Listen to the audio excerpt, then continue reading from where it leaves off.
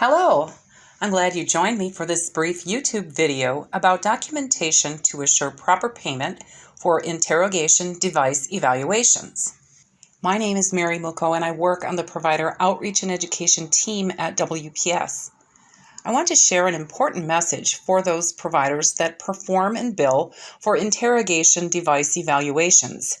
This includes the technical and professional components. Some people with Medicare have an implanted or subcutaneous cardiac device. This could be a pacemaker or defibrillator. These devices require continuous monitoring to assess the battery life, the programming, and whether the device functions normally. This may be done remotely using telemetric communication from both internal and external sensors. This slide shows the codes that a provider can use to report interrogation device evaluation services on a Medicare claim. Report G2066 for the technical portion. This includes remote data acquisition, receipt of transmissions and technician review, technical support, and distribution of results.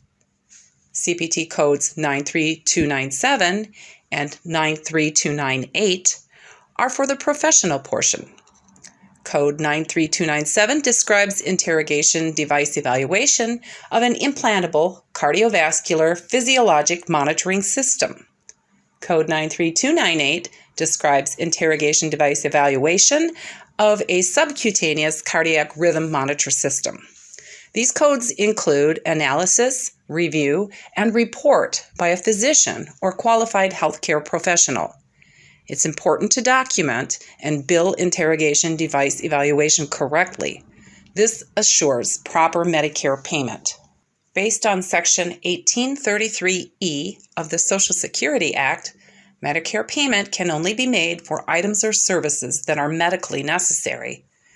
This is the driving force for payment of a Medicare service. Medicare requires a treating physician order or documentation of the plan or intent to order interrogation device evaluations. We need this to show medical necessity. Medicare contractors, including the Comprehensive Error Rate Testing or CERT contractor, must review claims and documentation to determine if payment is correct. Recently, the CERT contractor found that WPS improperly paid for interrogation device evaluation claims.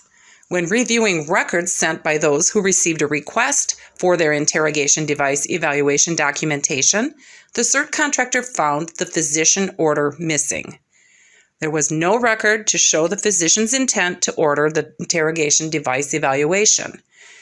Even after multiple contacts and attempts to get the needed items, they received no records to document the order or the plan or intent to order these services.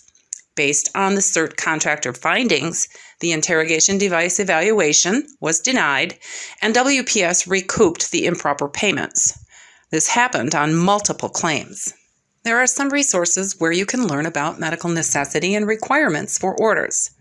Section 1833E of the Social Security Act states that Medicare can only pay for services that are deemed medically necessary. This section also includes Medicare's definition of medical necessity. CMS Internet-Only Manual, IOM, Publication 100-08, Chapter 3, Section 3.6.2.2, provides reasonable and necessary criteria. Another CMS IOM publication, 100-02, Chapter 15, Section 80.6.1, includes requirements for ordering and following orders for diagnostic tests. Many other Medicare-related resources are available on the WPS GHA website. URLs for each of these are included in the description for this YouTube video. If you are a provider who bills G2066, 93297, or 93298 to WPS, please take action to assure the documentation is complete. There must be a physician's order or documentation of the physician's intent or plan to order services in the medical record.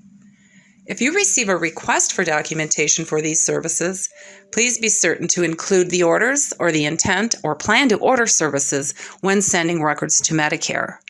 This includes recurring or standing orders.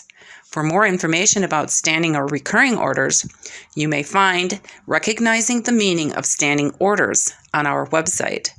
The URL for this resource is also included in the description of this video, just like those that I talked about before. Providers need to be sure to properly record and bill interrogation device evaluation services. This will assure prompt and correct Medicare payment. I hope you enjoyed this brief video.